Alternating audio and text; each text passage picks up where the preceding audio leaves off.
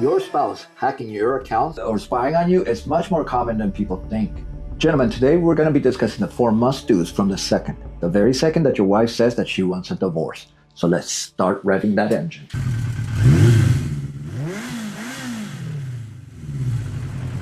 Let's begin first by establishing your state of mind, because experience, if it's taught me anything, is that in divorce, the one consistent emotion you're going to be feeling, including your wife, is confusion. You're going to be all over the place, and there's a reason for that. When you're getting divorced, you're in what in military terms is called the fog of war. The fog of war is that you don't have any kind of situational awareness. You don't know who's coming at you, where they're coming from, when or if they're going to attack, nor with what. You don't even know if you're at war or not. Now, that's going to cause some paranoia, leading to some extensive mistakes, because you're in survival mode now, son, and what you think may be logic is just your imagination acting up. Just like a military leader, you're going to need to prepare and enhance readiness for what's to come, like intelligence gathering, contingency plans, agile responses, simulating uncertainties, practicing your plan. And of course, psychological resilience.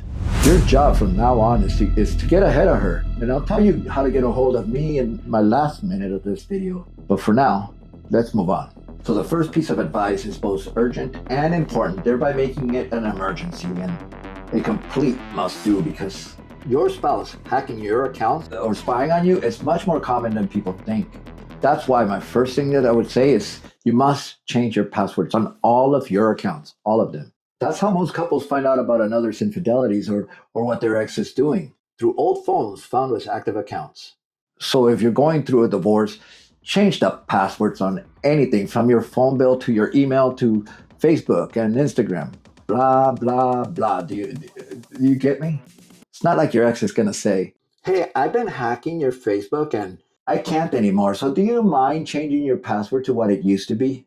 This is so common that I've seen a few, not one, not two, but a few cases where the mom gives her kids their old phone without eliminating apps, and a kid, they find out about the mom's infidelity, and that's how common it is. It's so common that my first wife, she hacked my email and she knew every interaction that I had with my divorce attorney. I just did not change my password. Talk about a tactical advantage. It takes little effort, and it's your way of controlling what you can control. Now, the next thing is that you must acknowledge that denial is now your enemy. Don't fight it. It's only holding you back, and it's going to mindfuck you. Remember that in the fog of war, you're going to be making mistakes, and this is one of them. I'll go so far as to say to surrender to your situation and embrace your new role, because once she said it, the sad truth is that she's just fallen out of love. But I'm certain also of this, that in due time, you're going to realize that you had put her on a pedestal, but in reality, she's just ordinary. You must emotionally, physically, strategic, and tactfully change, because we suck at this, and I get it. I mean, we'll go to war with nations, but betrayal, we just don't understand. So you must prepare, and here's why. When your wife says that she wants a divorce, it doesn't just come out of nowhere. There have always been signs. Even if you had sex the night before or the day of, there's always been signs. She's been thinking about it for some time now, and often it's years. She just didn't know how to tell you. But now that she said it, she's relieved. Her mind was made up, but now she feels that she's free to move on. And that's fucked up, because it comes at the expense of your agony. But every intelligent guy, we all know what to do and not to do, right? We may not. We become stoic like the alpha male that we are, right? Wrong. We fuck shit up and make things worse by becoming bitchy ass emasculated beta males without balls. And I tell you this, I don't care if you look like Ken. No girl's gonna want a eunuch. Not even Barbie. So what you do here is, and I swear I'm gonna sound like Dr. Brown from Back to the Future, but you're going to have to emotionally travel into your future. You're going to have to change the time paradigm, because while she's been thinking and living in her future life without you, you've been living in the past, and now you're going to have to catch up to your future self and get ahead of her. You basically don't have time to mourn. This is where emotional intelligence comes in, because her mind, it's made up. She unilaterally made her decision for you, and you can continue either to kiss her ass, but that's clearly not working. You can stonewall, which is just as bad, because while she's gearing up strategically, you're stuck there, or you can begin the process of protecting your ass. Or is it assets? Wrong word. Man, if you don't prepare, you're going to get your ass kicked in court because any dog surfing instructor can prepare a woman for divorce. But to prepare a man, that's a whole other matter when it comes to family law. Not being prepared is like David.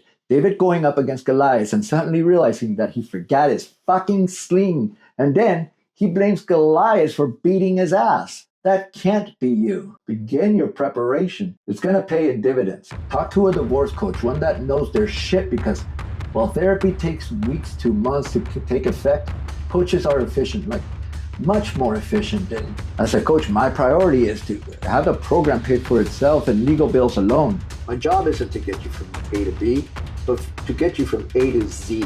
From finding the most appropriate attorney or best ways to address child custody with your ex, well, still getting you out there and finding your confidence, your inner growth, fitness, style, literally finding your inner strengths and controlling your frame. I'll have you so busy and excited in planning your future that you won't have time to mourn. Right now, your enemy is your denial, and you have to move forward and you have to build the man. While the second one is to prepare you for the divorce. The third one is to prepare her for her separation. So you're going to have to learn and earn some self-respect from her. Start by saying no. Stop being her bitch. You already lost your balls in the process. You can't lose your spine. So start using that wonderful adverb. No, it's simple and refreshing because just as she's no longer accountable to you, you are no longer accountable to her. This is especially important if you have kids and she gets involved in your parenting because, like I told one of my clients, if you don't start building the barriers, you're always going to have to answer to her. The more you wait, the harder it's going to be. So just pull the Band-Aid. Many guys, we have this guilt and we try to make it up to our exes. But the time for apology, it's done. Begin valuing yourself. And that includes to stop with the apologies because I'll tell you this, when it's all said and done, you'll only be angry at yourself when she leaves. And you're there apologizing to her. Over 70% of women, they make the decision to divorce, but nearly 3/4 of them said it was their husband's fault last. And I know you don't want to do this. And this is going to suck, but you must begin talking to a divorce attorney.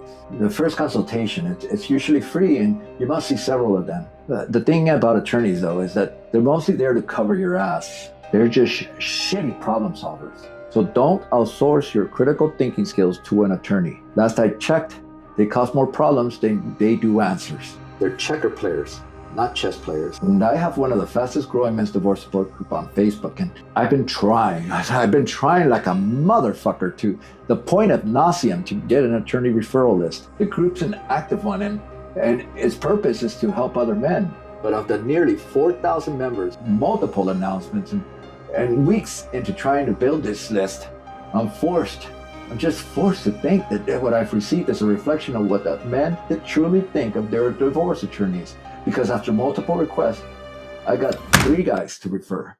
2 of the 3 recommendations were for mediation attorneys. So out of nearly 4,000 people, 1 person referred their attorney. We just put way too much faith in them. So go in knowing that if you're looking for an attorney, you must try doing it through mediation. And if not, then get educated on what to look for in an attorney. Go to my brand new website. It just relaunched, mensdivorcecoaching.com. That's mensdivorcecoaching.com. You're going to see a video on what to look for when it comes to divorce attorneys. And it also comes with a cheat sheet. Hiring an attorney, it will be the most expensive part of your divorce. You can't afford to get it wrong. Talk to someone and I'll help you find an appropriate one. But as for a divorce attorney to refer out to, I'm at a loss here because I just can't grow that referral list. And personally, I wouldn't recommend neither of my divorce attorneys. Data shows that 15% of you guys will fire your divorce attorney before the end of the divorce. And by then you've spent over 5 figures. So talk to somebody because we put way too much faith on these guys and then they let you down. Go in expecting mediocrity from them because they're mostly there to cover your ass, and some of them will even fuck that up. You have way too much at stake and way too much to lose.